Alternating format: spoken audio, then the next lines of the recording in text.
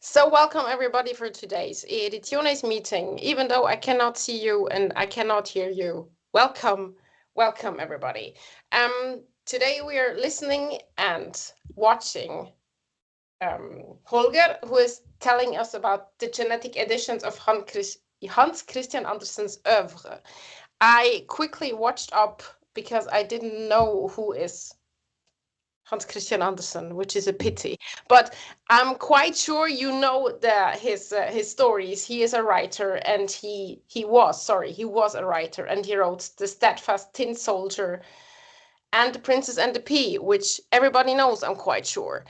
And Holger will tell us about his genetic editions of his oeuvre. So first question to you, what do you understand by genetic edition? Oh, that's a good question. I'll just jump over to the slide I had prepared for this question. We had it coming up in the week before, so I'll add this one. What is a genetic edition? Well, it's been discussed for a long time, and I can't really do justice to the academic debate surrounding this, but at the very basic level, a genetic edition is about tracking changes. So as we'll also see when we dive into Andersen's manuscripts, this can be quite an effort. So the next question that I've added on the slide is, why do we do this? Is it really worth the effort? And if you ask Ane, myself, and our colleagues here in Odense, we would say for Andersen, yes, it is worth the effort, because if you then track changes, you are at best able to reconstruct the working process and have a glimpse of the poet's creativity. But of course, it's always a question of asking ourselves critically, is this really worth the effort, and to whom is it worth? And also to reach out a bit beyond our circles, because there is a lively community of critics, literary critics, who appreciate the study of a writing process, but there's also a broader interest in this topic. So we wanted not to keep it too much in the ivory tower. We'll have Rapunzel put down her hair, if you allow me a fairy tale pun.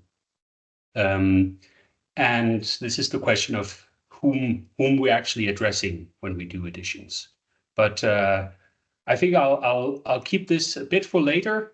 So if you wanted to have like an intro on what is on today's menu, this is the main course, but we'll start with an appetizer and a welcome, of course.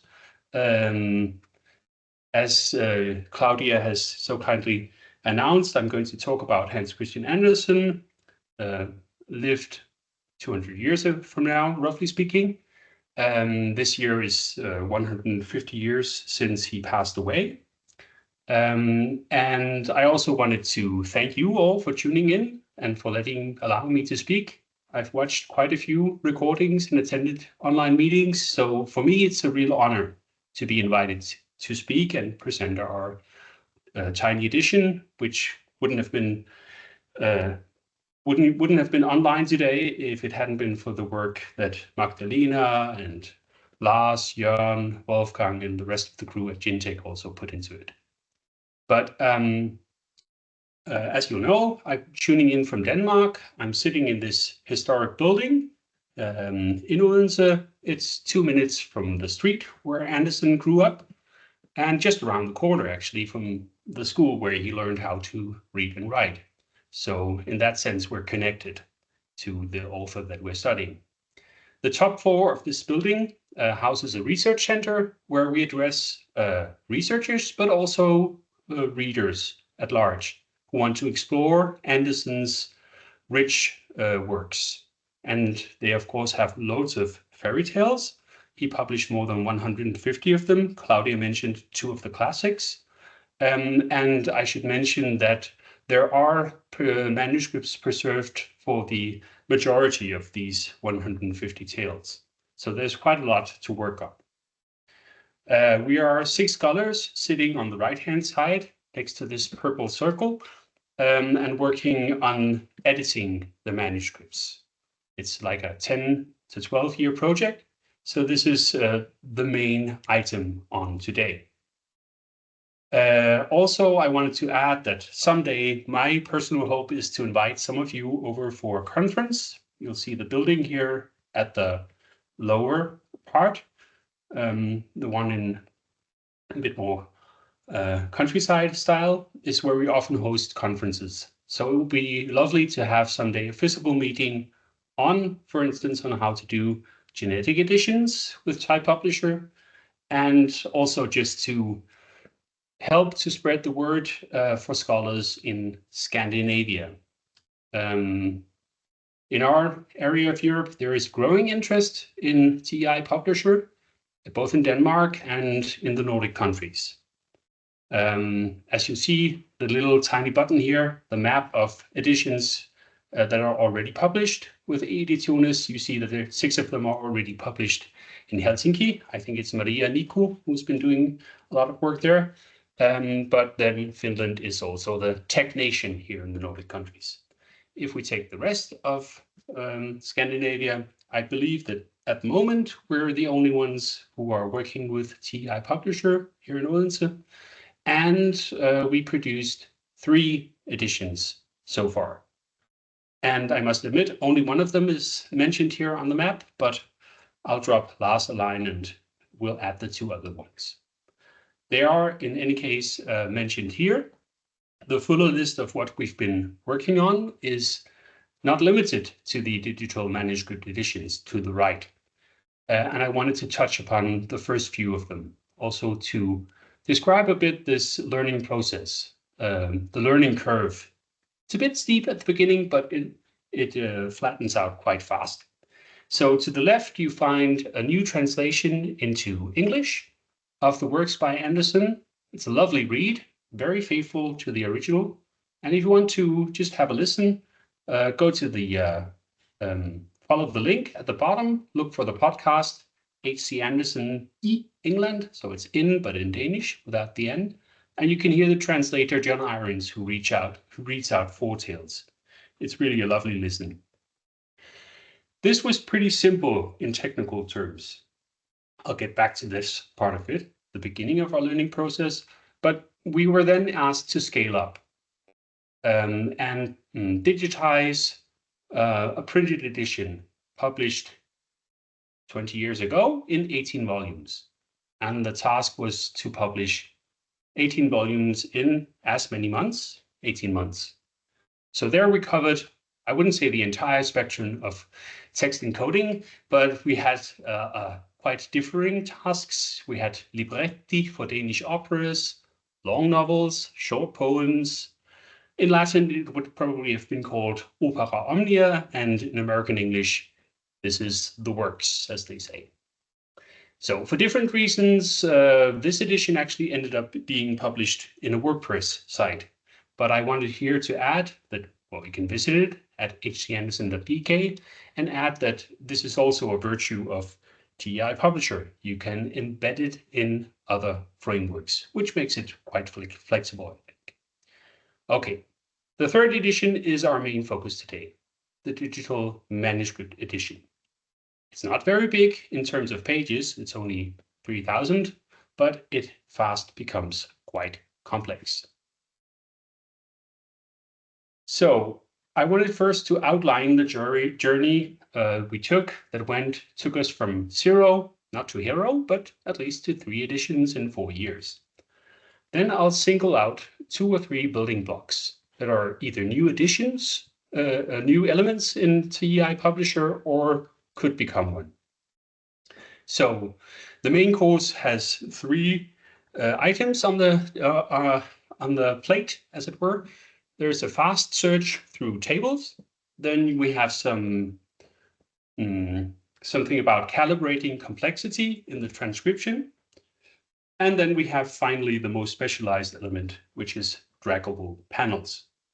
Now, I had promised also to touch upon CollateX to visualize what we call external variants, but it became quite technical and it also took a bit too long to explain. We could touch upon it in the dialogue, And I also wanted at least to mention the possibility of whether to make a genetic profile to the upcoming versions of TEI Publisher, since this is where our framework is going. So we have probably profiles coming up for a standard edition, specialized correspondence editions, and why not consider the possibility of making a genetic profile? This could speed up the process for future digital genetic editions. So that's at least the proposition from my side. Okay. So the brief version of our journey from 0 to 3 editions is that we began with a simple app.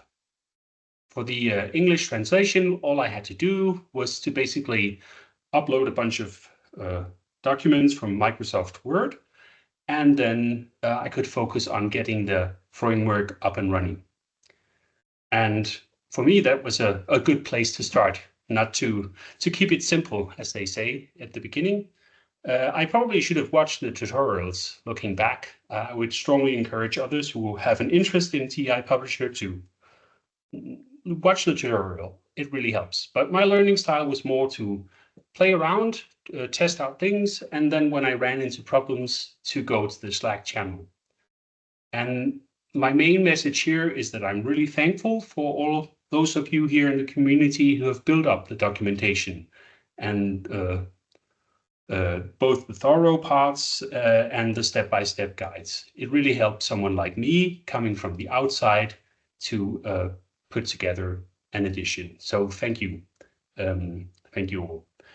The thanks also comes from the IT department.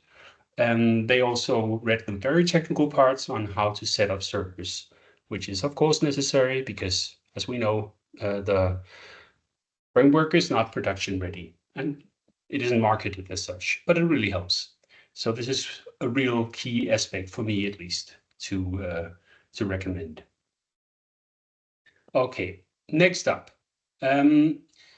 Since most of the functions are already out of the box, I could at least then focus on going into dialogue with Magdalena, Wolfgang, Jörn, the rest of the crew, on the 1 or 2 elements that I wanted to add to each of these editions.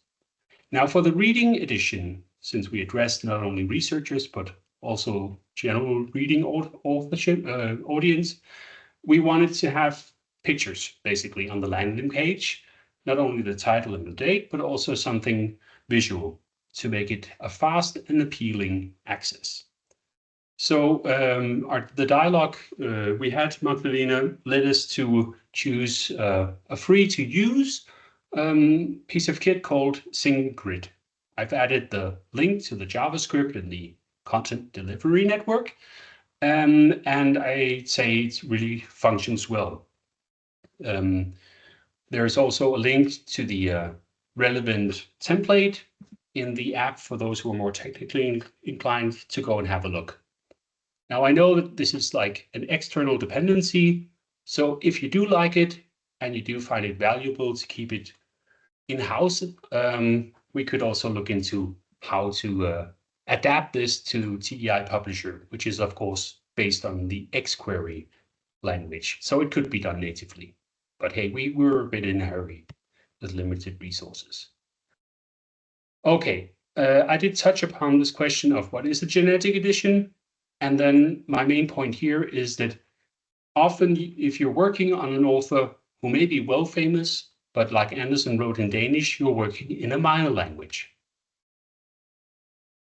If you edit people like James Joyce, Dante, Johann Wolfgang Goethe, you will have thousands of scholars who are potentially at least interested in your edition.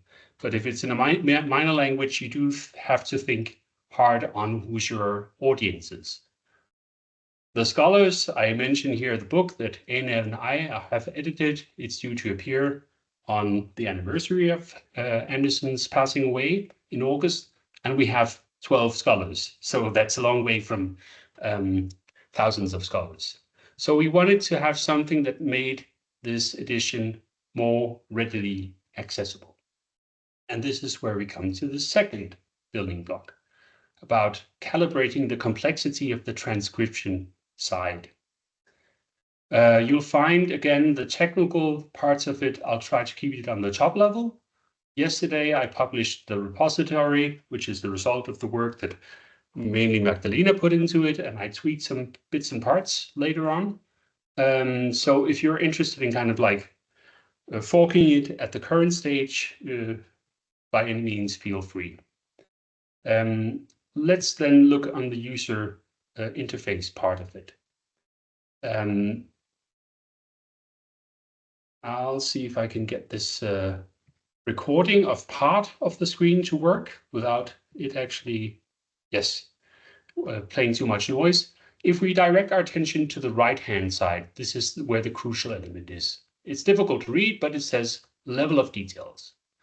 And the point here is that you can choose between a reading view, which is what we're currently looking at, and then you can further on dive into details. The details are, or the places where edits, revisions are taking place, are marked in green. The mouse is currently moving over a passage which concerns the tale about the chimney sweep, the shepherdess and the chimney sweep. And then we go into the point of saying, you know, there are always elements where you're not quite certain how to read them as an editor. You have a pretty good idea of what's written down there, but it's not so certain. Then there are other elements that are illegible due to damage, and people who know the TEI encoding knows that there are tags for this. The tags, however, soon become barbed wire, as it were. That's the condescending phrase that people use for it. So what we wanted to do is to say on the top level, if you want to have details, you use the mouse to put it on over it. And you can then have further details if you so choose. Go to the window and then choose when something was changed. And suddenly we see that the villain who wants to marry the shepherdess was originally called Prince Billygoatlegs.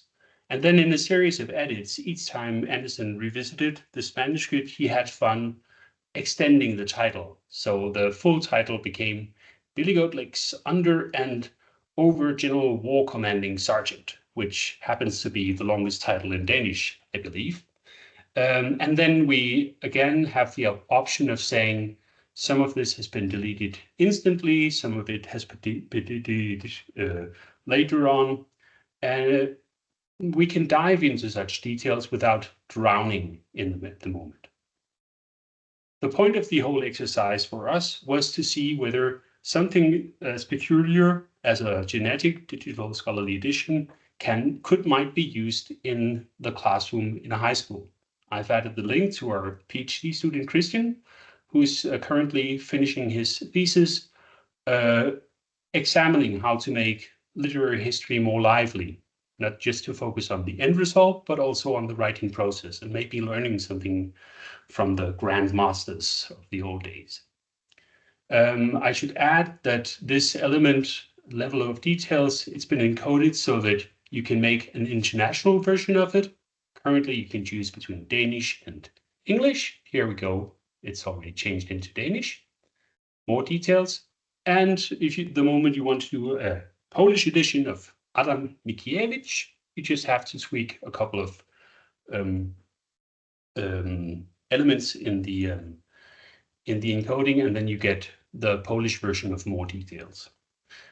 So it's ready. This part should be ready to be adapted.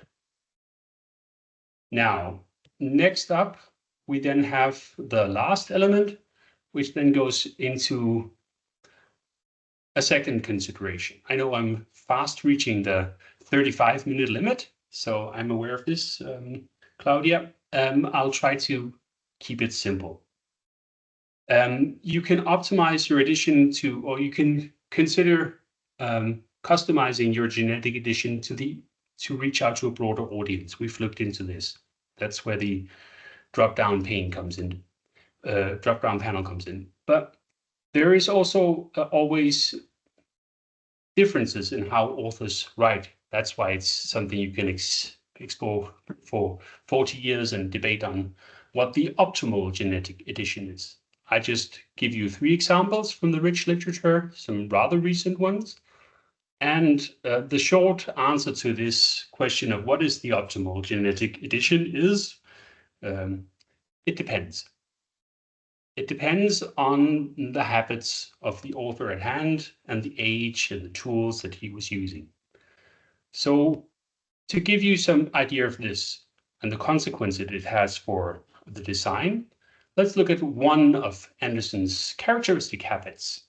Ane has summarized beautifully a set of habits. They're described in the book. We should give you a tour of that one day, but one of the habits is, in Danish, you would say Andersen is sparsommelig. In German, it would probably be genügsam, and I settle on the English word thrifty. Now, being thrifty is being able to use scarce resources in an economic manner. What are scarce resources for an author? Well, time is one obvious element. And if you look at Andersen and his age, you would add paper to the list. Now, this meant that Andersen begins often when he writes drafts. And this is the full draft for the tale that we were looking at, the Shepherdess and the Chimney Sweep. He would begin at the top left level, continue his pen writing down to the right edge, to the very edge of the paper, and then go back. In the final version, there are loads of shifts to new paragraphs, but when he was writing out a draft, Andersen would rarely bother to shift to a new line in the manuscript. He would instead add some horizontal longish line to indicate this. He would simply save both time and space doing so. He also saved time by not thinking before he wrote, but thinking while he was writing. In German, he would be a typical Papierarbeiter. This would then give him a problem when he was revising his text, because he would have to squeeze in his revisions between lines, retracing letters, or as you see here on the right, shift the writing direction to go vertically. And this is quite a challenge to transcribe and to keep the orientation. I can tell you a story about that later on. But let's look at how we handle this. And if we want to see how we handle the edits part of it, we have to go even one further layer into the complexity. And I'll round off in a few minutes, I promise. Now, if we then look here at again, a screen recording of the fair copy or fair-ish copy, you here on the left see the original version of the fair copy. Andersen then here at the bottom, you can see he continues to edit pretty heftily. And at the bottom of the manuscript, he has so many edits that it's difficult to put this into the printer shop. He therefore added some lacquer for sealing letters, and then he copied out the text of this heavily edited passages onto a new piece of paper. Then he would take the scissors on the left edge, cut out this piece of paper, or the clean copy of the text, and then glue it on the top. When we tried to publish this, we also had to be thrifty as digital editors because we were fast running out of white space. Even on the broad screens of a laptop, we had to squeeze in things. The standard word layout didn't work. So the solution we came up with, or rather Jörn came up with, was to adapt a piece of software, JavaScript panels, to a Gin window, it's called. You have the link further on the next slide. And then you can see, well, basically I'm trying to show you how in the original manuscript, this copy-pasted passage, as it were, fits over the heavily edited version of it. And in this manner, you can kind of recreate the experience of the reading room, virtually dissecting this collage or palimpsest like manuscript. Okay, let's see. There are the links again to the Jin window. So it's ready for use for those who want to add it. The main point here before I round off is that in TEI Publisher, you have the subscription feature. Don't ask me the details. I'm not a developer, I'm a scholar, but you could potentially also add maps or commentaries by editors in these windows. So you can think out of the box with these window panes. The relevant templates are listed here. Technical questions are very welcome. And I think this goes to show again, if we see Magdalena's name, Jörn, Karsten Kynde, the main point here is that I, as a scholar, didn't have to become a web programmer here in order to add these elements. I could focus our project finances on the 1 or 2 elements that I really thought would improve the user experience. Okay, thank you for sticking with me with these building blocks. In Danish, you would say it's like having a new box of Legos, and you can play around with them. I try to at least bring out 3 main messages. We have some design principles about tailoring a complex edition to the habits of the author and to varying audiences. Scholars, but also basically high school students in the best case scenario. I now make these elements, building blocks, accessible to the editores community as a way of thanks, and because this feedback loop is quite essential to the continual development. And if you remember anything from a presentation, it should be that scholars can actually come quite far publishing things in TEI Publisher. You don't have to become a web developer. You get most out of the box, and there are good people there here at Gintech that you can go into dialogue with, or someone else if you so please. We could, in the discussion, go into the question of whether to bundle these elements into a genetic profile, but this is one of the open questions. I'll round off here and thank you for your attention. Thank you.